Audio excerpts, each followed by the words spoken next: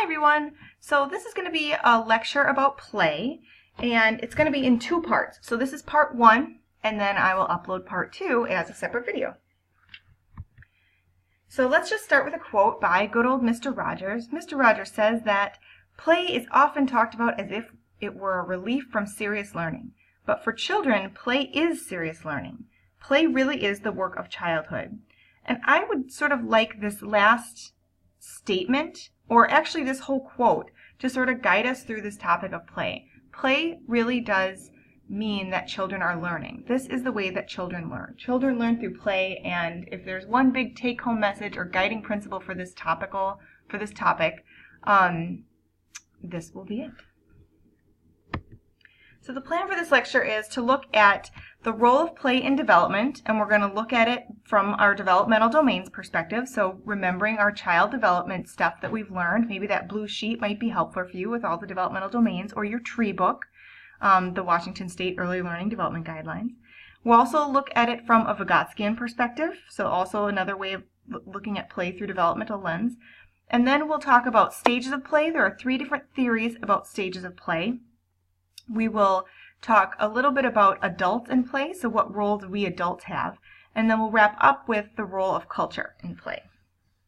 So there are going to be a couple of times during this lecture that I'm going to ask you to write stuff down. You should be taking notes anyway, but I'm going to ask you to write stuff down and respond to it in a discussion board. So there will also be a discussion board posted, and there'll be discussion questions embedded throughout the lecture that you will answer on the discussion board with each other. So we're really going to simulate our real classroom, except online. So let's start with a question. What is play? So a bunch of different definitions of play. Play must be self-directed. That means it must come from the children. They're the ones thinking up the ideas for the play. If it's not self-directed, it's not true play. If it comes from us telling them, hey, go play soccer, that's different than the type of play that we're talking about here. It needs to be self-motivated, so the children need to want to do it. It can't come from, again, the adults saying this is what you should do.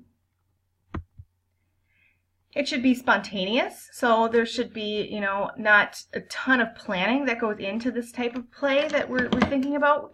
It should just kind of happen. It should lead to the construction of knowledge. So all the things that kids do, whether we notice it or not, when they're playing, they are constructing their own knowledge, just like Piaget said. And this one is really, really important. True play is process-based rather than outcome-based. So what that means is children should be focusing on the process, the enjoyment of the act itself, rather than what are they going to get out of it at the end. So when children are playing and they're learning, they're not thinking, hey, I'm developing social skills, or I'm developing language ability, I'm learning about math. No, they're doing it because it's fun. So it really has to do with the process rather than the outcome. And play is definitely fun. That is what it needs to be. So let's talk about how play influences development. And we'll talk about it, like I said, from 2 different perspectives, from a developmental perspective and a Vygotskian perspective. So play helps children developmentally in physical, cognitive, socio-emotional, and language and literacy. Notice I put these kind of in there different than the way that we learn. So I've pulled out language and literacy separately. Before we had physical, cognitive, social, and emotional. But this one, we've talked about it. I've added language and literacy as its own thing. Even though that usually belongs in cognitive, we're pulling that one out because it's just such a big category. And I think we talked about this in class a little bit, how sometimes language and lit gets pulled out from cognitive because it's such a big category. So play helps children develop physically. It helps them with their motor skills. It helps them develop spatial awareness, coordination, and balance. So in this picture, there is a little girl climbing a tree, and she's doing all of those things right now. She's figuring out, she's developing large motor skills because she's using both her arms and her legs. Those are large muscle groups. She's understanding spatial awareness, so she's understanding, how far away that branch is in relation to her body. She's coordinating her movement because she is figuring out how to shift the weight of her foot and her hip in order to reach her hand up to that next branch. And all the while, she is maintaining balance. So she's learning to shift her weight in different directions to avoid falling from the tree. So that's one way that play can impact physical development. There's all sorts of different ways. That's just one example. Play has to do with cognitive development. So when children are playing, they're building new brain connections. Everything that they're doing is new. And if they're doing new and novel activities that they've never tried before, or if they're practicing the same thing over and over again, that's developing and strengthening brain connections. When children play, they get to hit into all those different types of intelligences. So remember, we want to have well-rounded children that not only have spatial awareness, but also inter- and intrapersonal awareness. So when children play, they are able to tap into those things. Children can find patterns when they're playing. So I've just listed a bunch of different types of pattern-seeking processes that go around when children are playing. Maybe they're organizing things. Maybe they're organizing blocks by color. Maybe they're sorting them. Maybe they're putting all the big ones in one pile and all the small ones in one pile. Perhaps they're problem solving. On the right, there's a picture here of two kids playing with Play-Doh. Maybe the Play-Doh gets stuck in one of the Play-Doh toys and they need to figure out how to get it back out again. So that's a problem that they need to solve.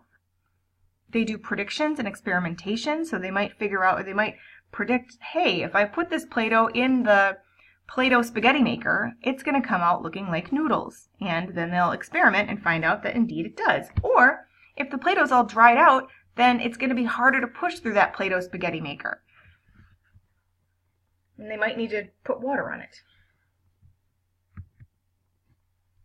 Play impacts language because children have sort of a risk-free context to be able to experiment with their language. They can make up funny words, they can try out new words, they can communicate in different ways. They can communicate with gesture, they can communicate with dialogues, debating with each other.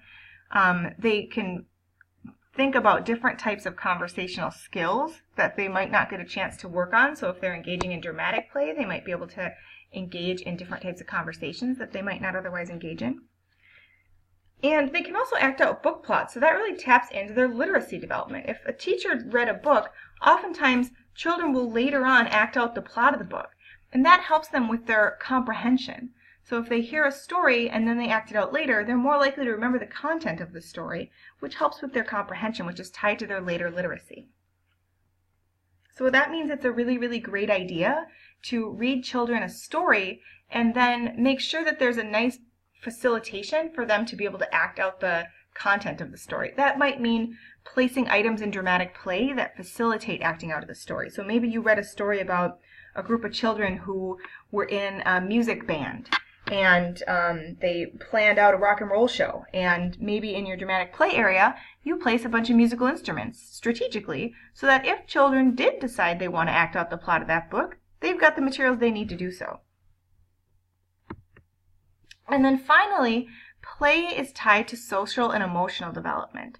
So it's tied to their self-regulation, and that means that, if they're, I think we might have talked about this example in class one day, that if children are very, very motivated to play, they're not going to want to stop playing just because they get upset. They're going to be more motivated to deal with their anger and deal with their frustration because they want to keep playing with the other kids. They can help build social knowledge, social understanding, so they can think about what other people want, what other people need. And that ties into their social skills too. And in terms of emotional development, it also ties into how they develop their identity, their sense of self. That's an emotional skill, is thinking about, who am I? What kind of person do I want to be? What kind of person am I now? And they get to learn all that stuff through play. All right, so Vygotsky had some ideas about play too, and we'll talk about how his play ideas are tied to development first. So you guys remember the zone of proximal development. I just threw the definition up here to remind you. So it is the distance between what a child can do independently and what they can do with assistance from what's called a more knowledgeable other. So sometimes that's a grown-up, sometimes that's a peer that's just more experienced than them, but it's really the edge of what they can do independently or with help.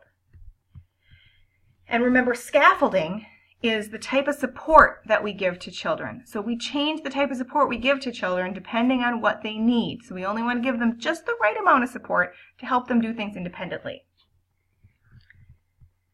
And then this is the diagram. I think we might have looked at this before, just kind of looking at the zone of proximal development in graphical format, which can sometimes be helpful. So Vygotsky thought that play helps create the zone of proximal development in intellectual or cognitive development. It can help children facilitate separation of thought from actions and objects. So what this means is that when children are playing, they are able to engage with their environment in ways that they aren't able to do when they're being taught by a teacher or when they're doing an adult-directed activity. He also thought that it facilitated the development of self-regulation, just like we talked about a couple slides ago, which also impacts motivation. So children should be motivated to want to do things, and if they're playing, that helps them to do that.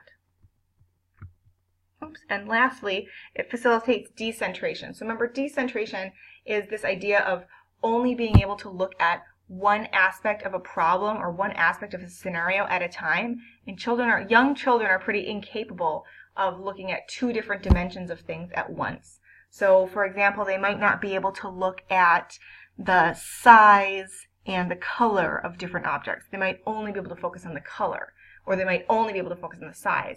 But if they're playing and they're engaging with materials, they might be able to integrate those different dimensions on a higher level. So this is a higher level cognitive ability that can be facilitated through play.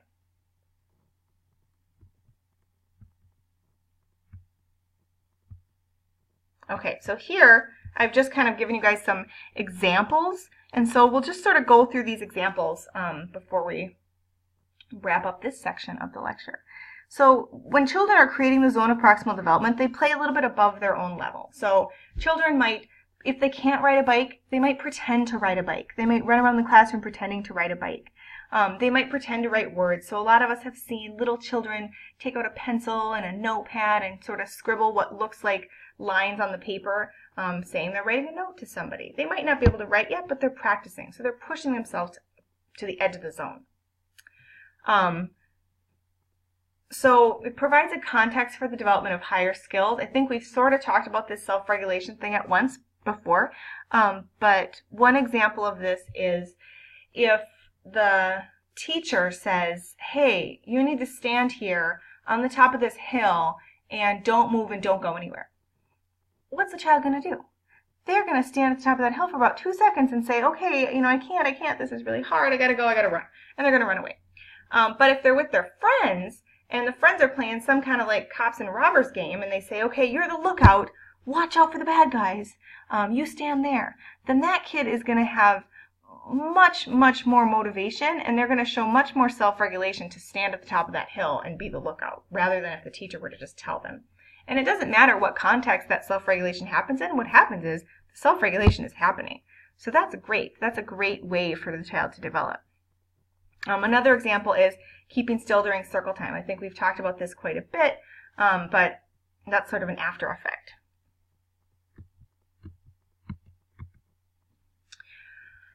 All right, so play can facilitate the separation of thought from actions and objects. So children can prepare for abstract thinking, conceptual development. So what this means is that it's sort of the underpinnings of pretend play. Children might take out a banana and use it as a telephone, or they might take out, a piece of plastic Lego and pretend that it's a cup to hold a milkshake. So that's one way that children can sort of separate thoughts and actions.